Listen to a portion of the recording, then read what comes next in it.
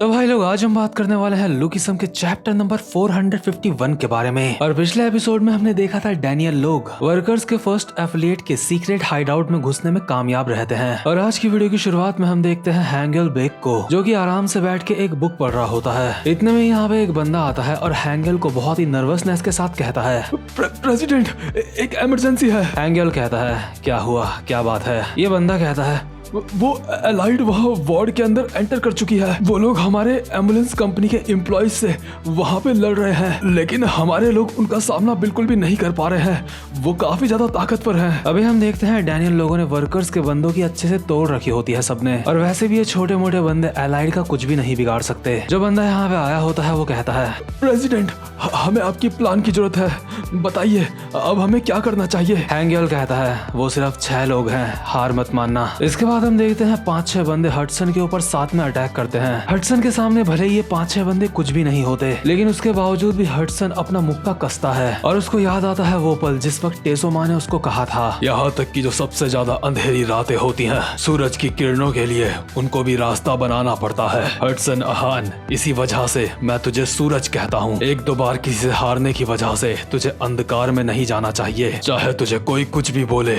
तू सूरज है, तू एक ऐसा सूरज है जिसको मैंने खुद एसोमा ने पहचाना है। हडसन कहता है, मैं उन सबको दिखा दूंगा। एसो अपने मुंह में सिगार रखता है और कहता है, बहुत अच्छे मेरे सूरज, तुम्हें इतना ज्यादा चमकना है कि उस एली जैंग की आंखें चौंधिया जाएं। उन्हें दिखा देना कि एंशन का सूरज किसको कहते हैं। आखिर वो सब भी तो देखे कि एंशन क्या क्या कर सकता है। और प्रेजेंट मोमेंट में हम देखते हैं जो हडसन होता है अपने एक ही मुक्के से उसके सामने जो 5-6 बंदे होते हैं सबको हवा में उड़ा देता है। इन सब के लिए हडसन का बस एक ही मुक्का काफी होता है। हडसन की आंखों में भी कमाल का जोश नजर आ रहा होता है। हडसन कहता है, एली जैंग कहाँ है, मुझे उससे फाइट करनी है। वही हम दूसरी तरफ देखते हैं हमारे जे को, जो कि वर्कर्स के 5-6 बंदों को बिल्कुल कुत्तों की तरह मार रहा होता है। ये लोग बस जे से मार खा रहे होते हैं, उससे ज्यादा ये जे का कुछ भी नहीं कर सकते। साथ ही साथ में हमारा जे होता भी काफी ज्यादा फास्ट है, लेकिन अपने जे की भी कुछ पुरानी यादें होती हैं जो कि बिल्कुल भी अच्छी नहीं थी। हम देखते हैं उस वक्त का सीन जब जे थोड़ा छोटा था। उस वक्त जे के फादर स्टीव हॉन्ग जे को कहते हैं, यहाँ से दफा हो जा,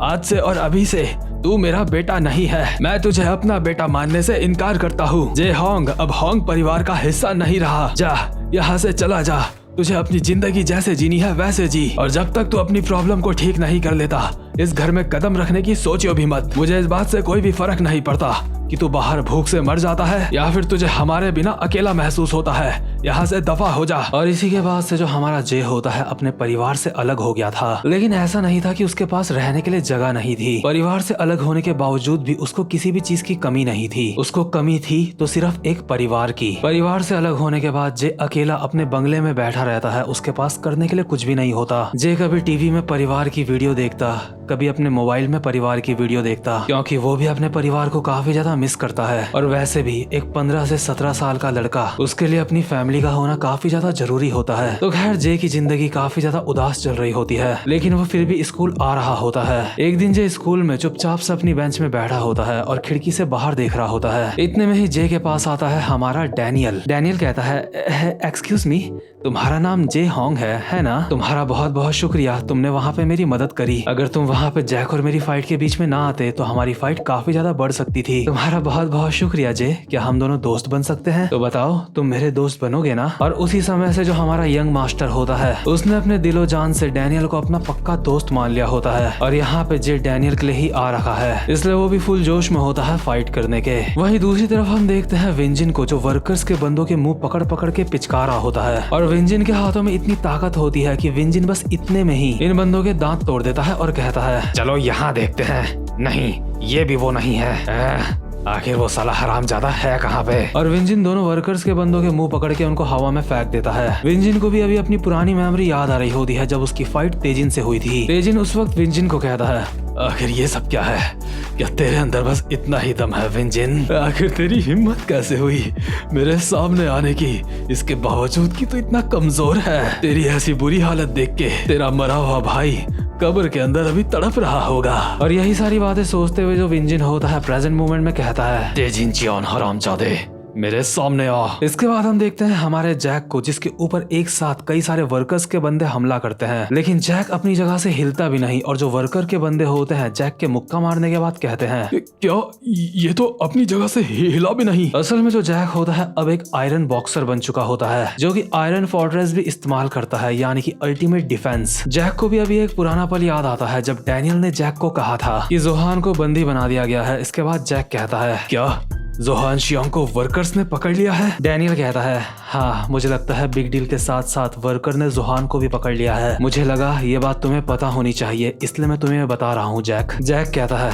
अच्छा तो ऐसी बात है, ये मुझे बताने के लिए तुम्हारा बहुत बहुत शुक्रिया डैनियल। इसके बाद जैक जोहान को अपने मन में याद करते हुए कहता है जोहान शियोंग, मैं हमेशा तुझसे हारता रहा हूँ, लेकिन अब और नहीं, तुझे अगवा कर लिया गया है, लेकिन मैं तुझे वापस लेके आऊंगा। जो तेरी सही जगह है मैं तुझे वहाँ पे वापस लेके आऊंगा। और जैक भी अभी वर्कर्स के बंदों को बुरी तरह से फोड़ना स्टार्ट कर देता है। इसके बाद हम देखते हैं सबके चहीते वास्को को। वास्को भी वर्कर के एक बंदे का पैर पकड़ता है और उसको हवा में ऐसे लहरा रहा होता है जैसे वो कोई कपड़ा होगा। वास्को इसी इंसानी कपड़े से बाकी के वर्कर्स को मार रहा होता है और ऐसा करते हुए वास्को को कोई भी दिक्कत नहीं हो रही होती, क्योंकि अगर बात ताकत की आती है तो वास्को के पास बेशुमार ताकत है। इसके बाद हम उस समय का सीन देखते हैं जब शैली वास्को से बात कर रही थी। शैली वास्को को एली के बारे में सब कुछ बताती है। इसके बाद वास्को कहता है तो तुम बोल रही हो कि हम एली को वापस से नॉर्मल कर सकते हैं? शैली कहती है हाँ, हमें कम से कम एक बार ट्राई तो करना चाहिए। जो प्लान मैं तुम्हें बता रही हूँ, इस प्लान से हम एली की मदद कर सकते हैं, लेकिन ऐसा करने के लिए हमें तुम्हारी मदद की जरूरत होगी वास्को। वास्को कहता है अगर मैं ऐसा करूंगा तो एली और मेरे बीच में जो फाइट होगी मैं उसको टाल नहीं पाऊंगा। शैली कहती है लेकिन संभल के रहना वास्को, अब वो एली नहीं रहा जिसको तुम जानते थे। अब वो इतना ज्यादा ताकतवर बन चुका है जितना हम सोच भी नहीं सकते। लेकिन फिर भी वास्को प्लीज उसको ढूंढो। और प्रेजेंट मोमेंट में जो हमारा वास्को होता है उसने वर्कर्स के बंदों को इस तरह से मार दिया होता है जैसे वो कोई चींटी होंगे। और डैनियल को तो कुछ करने की जरूरत भी नहीं पड़ती। डैनियल बस खड़ा होकर इन सबको देख रहा होता है और कहता है बहुत अच्छे, तुम सबने काफी अच्छा काम करा। तो भाई लोग हमने बेसमेंट को क्लियर कर लिया है। अभी सारे वर्कर्स के बंदों को निपटाने के बाद डैनियल लोग नॉर्मली खड़े होते हैं, लेकिन अचानक से तभी डैनियल के सामने एक बंदा आता है और डैनियल इस बंदे के मुक्का मारते हुए अपने मन में कहता है अचानक से मेरे ऊपर अटैक करेगा। लेकिन इतने में ही हम देखते हैं ये जो बंदा होता है और कोई नहीं बल्कि अलेक्जेंडर हॉन्ग होता है। अलेक्जेंडर डर के मारे अपने हाथ ऊपर कर लेता है और कहता है डैनियल ये मैं हूँ अलेक्जेंडर हॉन्ग। तो तुमने मुझे फ्राइड चिकन खिलाए थे, भूल गए? डैनियल कहता है अलेक्जेंडर हॉन्ग, हाँ मुझे याद है। अलेक्जेंडर कहता है तुम्हें मैंने काफी समय से नहीं देखा, तुम यहाँ पे मुझे बचाने के लिए आए हो है ना? सच में डैनियल तुम एक बहुत अच्छे इंसान हो। डैनियल कहता है हाँ अलेक्जेंडर, हम यहाँ पे तुम्हें बचाने के लिए आए हैं। लेकिन डैनियल अपने मन में कहता है नहीं, हम यहाँ पे इसको बचाने के लिए नहीं आए हैं। जैक कहता है डैनियल आखिर ये कौन है? वास्को कहता है डैनियल क्या ये एक दुश्मन है? इसके बाद डैनियल कहता है सबके सब इसको हेलो बोलो, ये है अलेक्जेंडर हॉन्ग और ये बंदा यहाँ पे हमारी मदद करेगा। जैक कहता है अलेक्जेंडर हॉन्ग, ये तो 4th एफिलिएट का हिस्सा था ना? डैनियल कहता है अभी पास्ट की बातें करके कोई भी फायदा नहीं है। अलेक्जेंडर अब हमारे साथ है और यहाँ पे ये हमें गाइड करेगा। विंजन कहता है हमारे पास पहले ही एक मोटा ड्यूक था, अब ये मोटा कौन है? क्या हम सच में किसी ऐसे इंसान के ऊपर भरोसा कर सकते हैं जो पहले 4th एफिलिएट में था? क्या हमारे पास लोगों की इतनी ज्यादा कमी हो रही है कि हमें इस मोटे के साथ मिलकर काम करना पड़ेगा? जैक कहता है हाँ मैं भी विंजन की बात से एग्री करता हूँ, हम इस घनचक्कर के साथ मिलकर काम करेंगे। क्या आखिर ये चंपू कर ही क्या सकता है? ये हमारी क्या मदद करेगा? विंजन कहता है मुझे भी नहीं पता, शायद ये बहुत ज्यादा खाना खाता होगा। वास्को कहता है क्या इसके पास कोई मैप वगैरह है क्या? लेकिन इसके हाथों में तो मुझे कोई मैप वैप दिख नहीं रहा। इसके बाद अलेक्जेंडर हल्की सी स्माइल के साथ कहता है क्या तुम बोल रहे हो कि मैं क्या कर सकता हूँ? विंजन कहता है देखो वो हमारे ऊपर हंस रहा है, चलो इसकी तोड़ते हैं पहले। लेकिन अलेक्जेंडर अपनी टी शर्ट निकाल के फेंक देता है और कहता है क्या तुम्हें अब भी लगता है कि मैं किसी भी काम का नहीं हूँ? और अलेक्जेंडर अब इन सबको अपनी पीठ दिखा रहा होता है। डैनियल कहता है ये तो तुम्हारी बस पीठ है, तुम हमें अपनी पीठ क्यों दिखा रहे हो? विंजन कहता है अरे मैं बोल तो रहा हूँ, तोड़ते हैं इसकी पहले। डैनियल दोबारा से पूछता है अलेक्जेंडर आखिर तुम हमें अपनी पीठ क्यों दिखा रहे हो? अलेक्जेंडर कहता है क्या मेरी पीठ?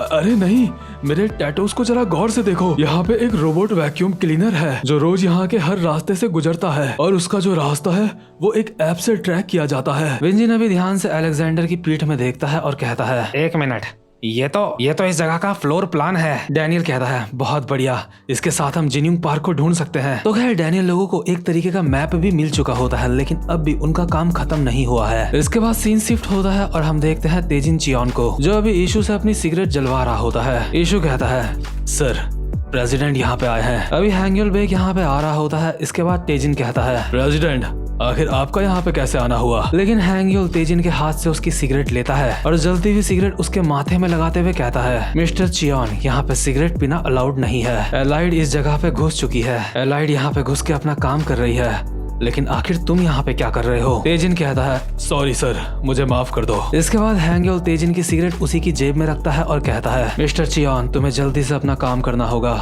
मैं कोई भी गलती बर्दाश्त नहीं करूंगा। ये मेरा साम्राज्य है और मैं इसको तबाह होने नहीं दे सकता। ये कह के हैंगयुल बेक यहाँ से निकल लेता है। इसके बाद तेजिन अपनी जेब से अपनी सिगरेट वापस निकालता है और ईशु को कहता है, ईशु, मेरी सिगरेट दोबारा जला। तो यहाँ पे घुसपैठिए आए हैं। मैं सोच रहा हूँ आखिर वो कौन हो सकते हैं। आजा, चलते हैं और देखते हैं कि हमारा सामना किससे है। और तेजिन को इस बात का अंदाजा नहीं होता कि यहाँ पे उसका पुराना दुश्मन विंजिन आया है। वहीं दूसरी तरफ हम देखते हैं फिफ्थ एफिलिएट को, यानी कि एली लोगों को। अभी वैरन एली को कहता है, आखिर सारी चीजें कैसी चल रही हैं? एली कहता है, ज्यादा अच्छी नहीं। वो लोग बेसमेंट में आ चुके हैं और जल्द ही वो फर्स्ट फ्लोर में भी आने वाले होंगे। और वैरन की जो पहले डैनियल के साथ छोटी सी फाइट हुई थी, वैरन उसको याद करते हुए अपने मन में बोल रहा होता है, डैनियल पार्क, तूने उसके बावजूद भी हार नहीं मानी, जो भी मैंने तुझे कुछ कहा था। वैरन एली को कहता है, एली, अब हमारे पास और कोई रास्ता नहीं है, हमें उनसे लड़ना ही होगा। और यहाँ पे अभी हमें एक मिस्टीरियस चेहरा दिखाया जाता है, जो कि हमें बिल्कुल भी नहीं पता कि ये कौन है। लेकिन इस बात का ये साफ मतलब है कि ये जो भी है, ये भी हमें एक्शन में देखने को मिल सकता है। वहीं जो एली होता है वो भी अपनी यादों में खोया हुआ होता है, क्योंकि एली वास्को और डैनियल लोगों को अपना दोस्त मानता है और वो उन्हीं के बारे में सोच रहा होता है। तभी एली के साथ का बंदा एली को कहता है, सर, आप थोड़े से खोए हुए लग रहे हो। आखिर आप क्या सोच रहे हो? एली एक हल्की सी आवाज में खुद से कहता है, अब पीछे हटने के लिए काफी ज्यादा देर हो चुकी है। एली के साथ का बंदा कहता है, क्या सर? मैंने सुना नहीं। एली कहता है, हमें एलाइड के ऊपर हमला करना होगा, हमें उन्हें हराना होगा। वहीं दूसरे सीन में हम देखते हैं लोगन ली को, जो अभी दो लड़कियों के साथ बैठा हुआ होता है, लेकिन उसके बावजूद भी ये हरामजादा अपने अंडे स्क्रैच कर रहा होता है। तभी यहाँ पे एक बंदा आता है और लोगन ली को बताता है कि यहाँ पे घुसपैठिए आ चुके हैं। लोगन कहता है, क्या घुसपैठिए? दूसरा बंदा कहता है, जी सर, वो लोग यहाँ पे आ चुके हैं और चीजें कुछ सही नहीं लग रही है। मिस्टर ली, मुझे लगता है आपको खुद वहाँ नीचे जाना होगा उनसे फाइट करने के लिए। लोगन अपने अंडे स्क्रैच करते करते कहता है, वो फिफ्थ एफिलिएट के हरामजादे, क्या वो कोई काम ठीक से नहीं कर सकते? आखिर वो लोग यहाँ पे आ कैसे गए? ठीक है, देखते हैं कि यहाँ पे कौन आया है। और कमाल की बात तो ये होती है कि यहाँ पे आया होता है लोगन का पिकाचू। इसके बाद हम दूसरे सीन में देखते हैं जिन्यूंग पार्क को, जो अभी कॉल पे बोल रहा होता है, क्या बिल्डिंग में घुसपैठिए आ चुके हैं? यूजिन कॉल पे जिन्यूंग को कहता है, हाँ, वहाँ पे घुसपैठिए आ चुके हैं, लेकिन तुम्हें चिंता करने की कोई भी जरूरत नहीं है। जिन्यूंग कहता है, मैं चिंता नहीं कर रहा हूँ। यूजिन कहता है, बिल्कुल सही, वैसे भी हैंगयुल बेक उन सबको देख लेगा, क्योंकि फर्स्ट एफिलिएट उसी का साम्राज्य है। जिन्यूंग कहता है, क्या उसका साम्राज्य? अबे जाना। यूजिन कहता है, लेकिन हमें नहीं पता कि हमारा ओपोनेंट क्या क्या कर सकता है, इसलिए जरूरत पड़ने पर उस चीज को तैयार रखना। जिन्यूंग कहता है, हाँ, मुझे लगता है उस चीज को हमने काफी बार टेस्ट कर लिया है, लेकिन क्या तुम्हें सच में लगता है हमें उसे इस्तेमाल करने की जरूरत पड़ेगी? वैसे भी मुझे इस बात पे शक है कि वो लोग मुझ तक पहुंच पाएंगे। और अभी हमें एक और अननोन चेहरा दिखाया जाता है, जिसका चेहरा हमें ठीक से दिखाया नहीं जाता, और ऑब्वियसली ये बंदा भी कोई खतरनाक बंदा होगा। इसके बाद सीन शिफ्ट होता है और हम देखते हैं सेरा सिन को, जो कि व्हाइट टाइगर जॉब सेंटर की एक बंदी होती है। इस लड़की को अभी कोई कॉल पे बोल रहा होता है, तो ठीक है, अब मैं सब कुछ फर्स्ट एफिलिएट के ऊपर छोड़ता हूँ। मिस सेरा सिन, क्या तुम्हें मेरी आवाज आ रही है? सेरा कहती है, हाँ, एकदम साफ साफ आ रही है। हम पहले ही वहाँ पे पहुँच चुके हैं, तुम चिंता मत करो, हम सिचुएशंस को काफी अच्छे से समझ चुके हैं। और सेरा से अभी कॉल पे बात कर रहा होता है यूजिन। यूजिन कहता है, तो ठीक है,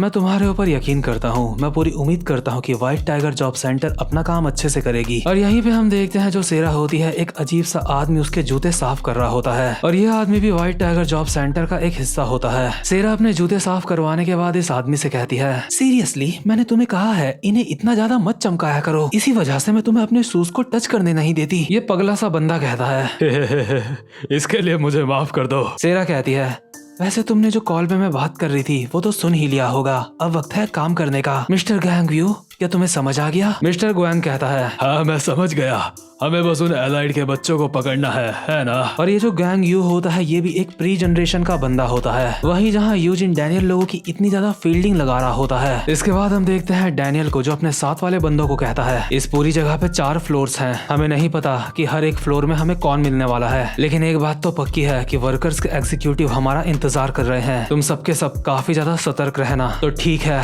अब वक्त है फर्स्ट फ्लोर में जाने का। और साथ ही साथ में डैनियल अपने मन में बोल रहा होता है, मुझे कुछ भी करके जुनिंग पार्क को ढूंढना होगा। तो भाई लोग अब ये चीज किसी गेम की तरह बन चुकी है। यहाँ पे टोटल 4 फ्लोर हैं, जैसे किसी गेम में स्टेजेस होती हैं और डैनियल लोगों को इन चारों फ्लोर में जो भी लोग होंगे उनको हराना होगा। तो खैर इसी के साथ ये वाला चैप्टर यहीं पे खत्म होता है। और यार मुझे एक बात समझ नहीं आती, मैंने अपनी कई सारी वीडियोस में बोल रखा है कि मुझे इंस्टाग्राम में आप चाहो तो फॉलो कर सकते हो, लेकिन उसके बावजूद भी मुझे ऐसी कमेंट क्यों आती है कि मैं फेस रिवील कब करूंगा। जो लोग भी मुझे कमेंट में बोलते हैं कि भाई फेस रिवील कर दो, उन सभी प्यारे भाइयों और बहनों से कहना चाहता हूँ कि भाई यार मेरा फेस रिवील हो चुका है। और अगर आपका मन हो तो आप मुझे इंस्टाग्राम में फॉलो कर सकते हो, वहाँ पे मेरा फेस पहले से रिवील हो रखा है और इंस्टाग्राम आईडी का लिंक आपको डिस्क्रिप्शन में मिल जाएगा। तो अब मैं मिलता हूँ आपसे अपनी नेक्स्ट वीडियो में, तब तक के लिए गुड बाय।